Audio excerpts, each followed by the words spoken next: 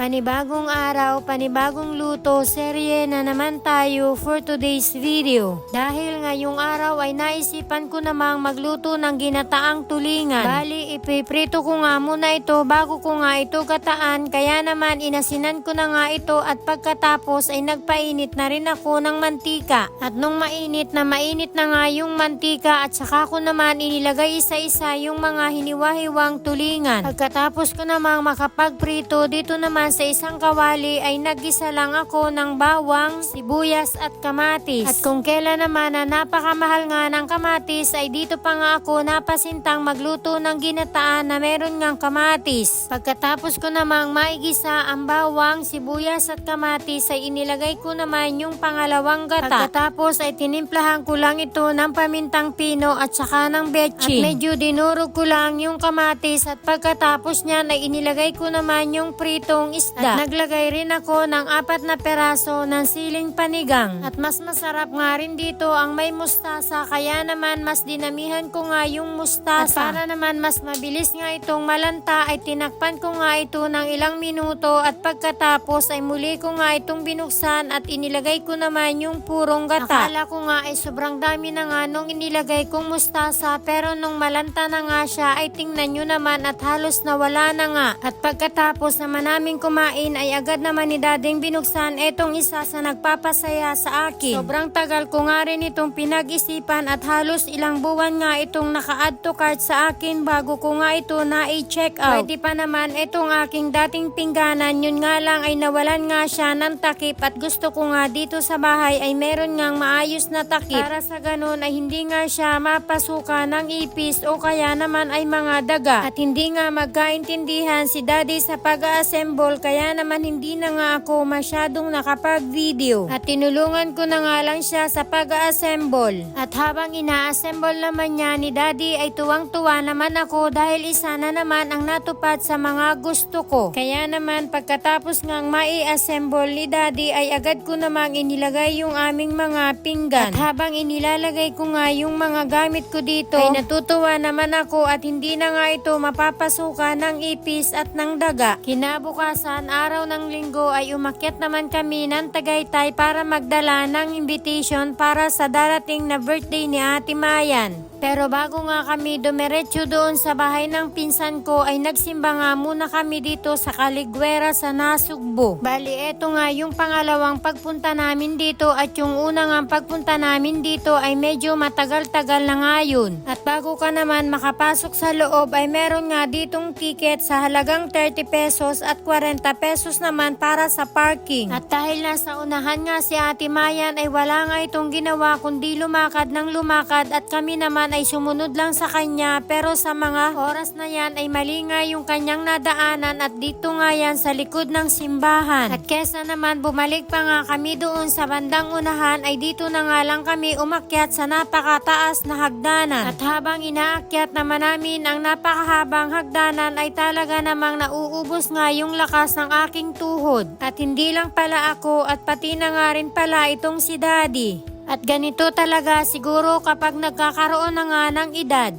Pagdating naman namin sa pinakaibabaw ay nawala nga yung aking pagod nang makita ko nga itong napakagandang tanawin. Tapos sabayan pa ng napakalamig na simoy ng hangin. At parang gusto ko na nga lang dining magtambay dahil napakasarap ngang lumanghap ng sariwang hangin. Pagdating namin dito sa loob ay wala na nga halos tao at iilan-ilan na nga lang yung mga nandito. At kaya pala mas maraming tao sa labas dahil katatapos lang pala ng misa.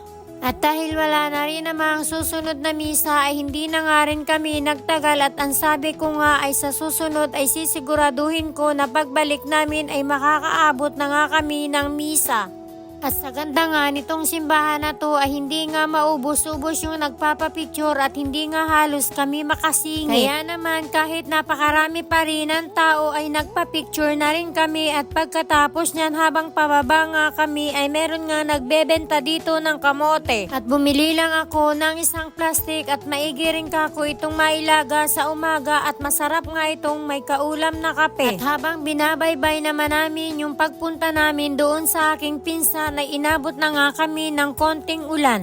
At sa ilang minuto nga namin pagbibiyahe ay eto nga at narating na nga namin ang tindahan nitong aking pinsan. Sobrang nainip na rin siya sa paghihintay at nakailang init na nga raw siya noong mga pagkain na inihanda sa amin. Dahil ang pagkakaalam nga nila ay dadaan muna kami dito sa kanila bago nga kami magsimba. Sobrang dala nga lang din naming magpunta dito at kaya nga lang kami nagpupunta dito kung meron nga kaming sasadyain o kaya naman ay merong importanteng lakad. At habang kumakain nga kami dyan ay sinusulit naman namin ang aming pagkukwentuhan dahil nga sa napakadala nga lang naming mag-usap. At halos wala na nga ang katapusan ang aming pagkukwentuhan at nakarami na nga rin ako ng kain. At basta talaga magsama nga kami nitong aking mga pinsan ay wala na ngang tigil ang aming chikahan. Medyo hapon na nga ng mga oras na yan kaya naman nagpaalam na rin ako sa kanila. At kaya pala napakarami ng buko dito ay eto pala ay ipadadala sa amin. Abay natutuwa naman ako ng mga oras na yan at ang sabi ko nga ay meron na nga akong buko para sa darating na Pasko. At sa dami nga nito sigurado ay baka abutin pa nga ito ng bagong taon. Charot. Ayoko nga sanang dalhin lahat at ang sabi ko nga ay konti lang abay mapilit at ipinakarga nga lahat dito sa aking pamangkin na si Romnick. Ay siya hanggang dito na lang ang aking mini vlog at magbabiyahe pa kami at baka sa mga oras na to ay matraffic pa kami. Kaya kung nakarating ka hanggang dulo baka pwedeng pa-heart, pa-share at pa-follow na rin po. Ingat at mahal ko kayo. Thank you for watching. Bye!